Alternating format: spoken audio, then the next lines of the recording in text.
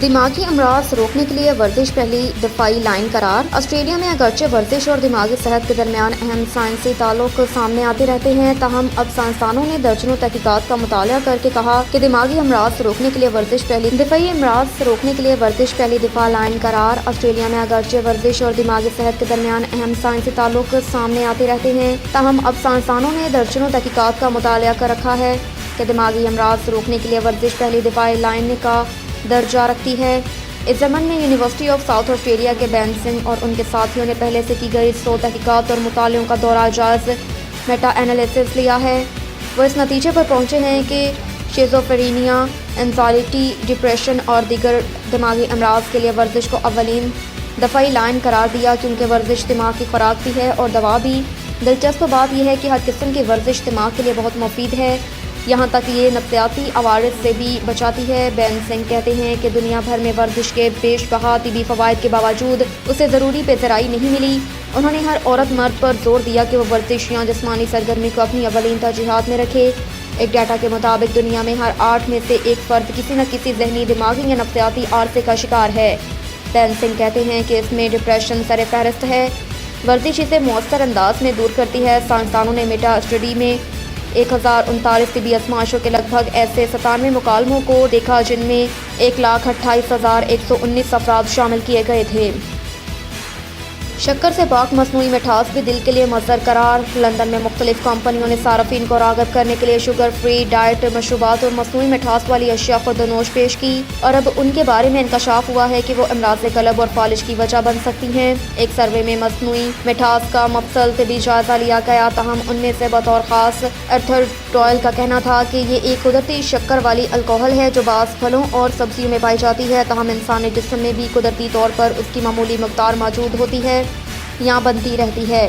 یہ شکر کے مقابلے میں 70% میٹھی ہوتی ہے، لیکن شکر کے مقابلے میں اس میں حراروں کی تعداد صرف 6% ہوتی ہے۔ اسی بنا پر ایرتھریٹرل کو دھڑ کم کیلوری والے شکر کے متبادل کے طور پر استعمال کرنا شروع کیا، اور یہ بڑے پیمانے پر رائج کیا گیا، لیکن اب معلوم ہوا ہے کہ اس کے استعمال سے خون کے تھکے گلاٹ بن سکتے ہیں، جس سے امراض قلب سے لے کر فالج تک کے خطرات بڑھ سکتے ہیں۔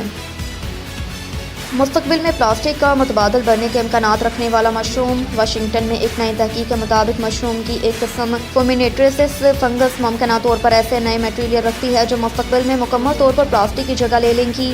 سائنس ایڈوانسز میں شائع ہونے والی تحقیق میں بتایا گیا کہ یہ فنگس جو خراب ہوتی درخت کی چھال میں اگتی ہے، اپنے اندر مختلف خصوصیات کے حامل وسیع دائرے میں میٹیریل پیدا کرنے کی صلاحیت رکھتی ہیں۔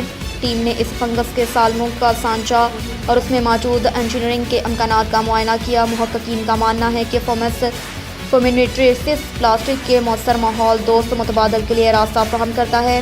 تحقیق میں محققین نے دیکھا کہ یہ مشروم 3 مختلف پرتوں سے بنا ہے۔ پہلی سطح سخت ہوتی ہے جس کو آؤٹر کرسٹ کہا جاتا ہے، دوسری سطح فوم کی طرح ہوتی ہے جن کو کانٹیکسٹ کہا جاتا ہے، اور تیسری سطح ہائمونوفور ٹیوبز کی ہوتی ہیں جس میں کھوکھلی ٹیوبز کس کر جمع ہوتی ہے۔ قیامت خیز گلیشیئر کے پگھلاؤ کو نوٹ کرنے والا جدید ترین روبوٹ تیار۔ انٹارکٹیکا میں مغربی انٹارکٹیکا میں تھویٹس نامی ایک بہت بڑے گلیشیئر کے پگھلنے کا سلسلہ جاری، اور لوگوں نے اس کی تباہی کو عظیم سانحہ قرار دیا۔ اب اس کے پگھلاؤ کے پیچیدہ عمل کو سمجھنے کے لیے ایک روبوٹ تیار کیا گیا۔ اس روبوٹ کو آئس پین کا نام دیا گیا، جبکہ ماہرین کا خیال ہے کہ اس کے پگھلاؤ سے کرۂ ارض پر گہرے منفی اثرات مرتب ہو سکتے ہیں، لیکن اس گلیشیئر میں پگھلنے کا عمل بہت پیچیدہ ہے، جس کا احوال حال ہی میں نیچر نامی جریدے میں 2 تحقیقی مکالموں کی صورت میں شائع ہوا۔ یہ گلیشیئر فلوریڈا شہر سے بھی بڑا ہے، لیکن اس کے پگھلنے کی شرح کو سمجھنا بہت ضروری ہے۔ اس کے سطح کے نیچے سے برف پگھلنے کا سلسلہ تیزی سے بڑھ رہا ہے، تاہم اب بھی وہ ہماری سائنسی پیشگوئی اور ماڈلوں سے سست رفتار اور قدرے کم ہیں۔ آئس فن کو امریکی ماہرین نے تیار کیا اور اس وقت مک مرڈو تحقیقی اسٹیشن کے نیچے تیر رہا ہے۔ آئس فن نے انکشاف کیا کہ گلیشیئر کے دراڑوں اور نشیب و فراز کے درمیان پگھلاؤ تیزی سے جاری ہے، البتہ برفانی شیٹ کے نیچے کی برف کم مقدار میں پگھل رہی ہے۔